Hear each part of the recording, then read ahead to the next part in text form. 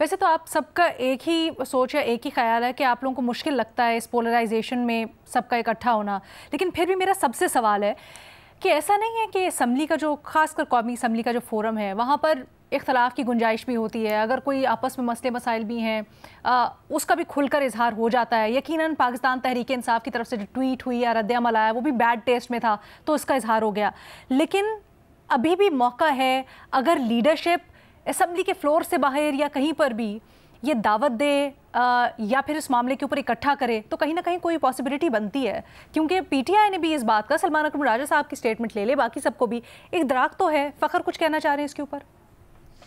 अलीना बिल्कुल आप ये जो कह रही हैं ये बिल्कुल होना तो यही चाहिए, आइडियली यही होना चाहिए कि एक कौमी असम्बली के प्लेटफॉर्म के ऊपर ही एटलीस्ट ये इसके ऊपर डिबेट और एक संजीदा डिबेट कराई जानी चाहिए। लेकिन सवाल ये है कि इमरान खान देखें वो अपनी ज़ात के हसार से बाहर कभी निकले ही नहीं है और ना ही पहले कभी निकले और ना ही अब निकलेंगे।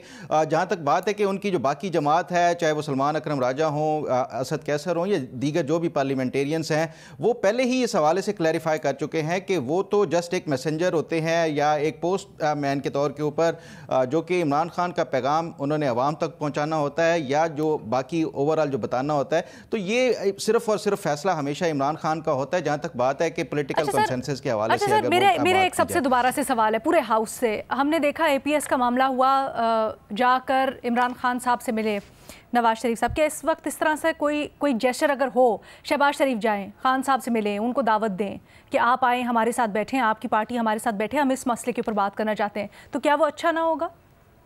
भाई शहबाज अलीना मैं इसी पे एक छोटी सी अगर एग्जांपल एक आपको देता हूं। एक सेकंड जी, शहबाज शरीफ, अचकजई और अख्तर मैंगल को बुलाएं जी। शहबाज शरीफ, अख्तर मैंगल, अचकजई, सना बलोच, इनको बुलाएं, ठीक है। इनसे पूछें कि बलूचिस्तान के इशूज़ को किस तरह सॉर्ट आउट किया जाता है। ये इमरान खान के साथ, इनके साथ मिलके इमरान खान से भी जाके मुलाकात की जा सकती है स्पेसिफिकली ऑन बलूचिस्तान। और फिर जो आगे की बातें हैं, क्योंकि ये लोग भी अब बहुत ज़्यादा इफेक्टिव नहीं रहे, लेकिन फिर भी डॉक्टर मालिक हैं, सना बलोच हैं, अख्तर मैंगल हैं, ये सारे लोगों से आप गुफ्तगू करें, उसमें आप इमरान खान को भी इन्वॉल्व करें, फिर उसमें आप महारंग बलोच वगैरह से भी बात करें। इस तरह बलूचिस्तान के मसले की तरफ आप जा सकते हैं, वरना आप नहीं जा सकते बलूचिस्तान। फखर कुछ एग्जांपल देना चाह रहे थे। अलीना मैं एक एग्जांपल देना चाहता हूँ। देखें ये जो ये मामलात हैं या जो बलूचिस्तान में एक सेपरेटिस्ट मूवमेंट है, तो इस हवाले से देखें इंडिया में भी इसी तरह की जो सेपरेटिस्ट मूवमेंट है वहाँ पे काफ़ी अरसे से चल रही थी। मिज़ोरम में जो एक सेपरेटिस्ट मूवमेंट चल रही थी 80s में, वहाँ पे एक जो उस मूवमेंट का एक जो सरबराह थे, लाल डिंगा उनका नाम था। तो राजीव गांधी, जिस तरह आप कह रही थी ना कि क्या ये मुमकिन है कि शहबाज शरीफ चले जाएं वो इमरान खान के पास या बाकियों के पास।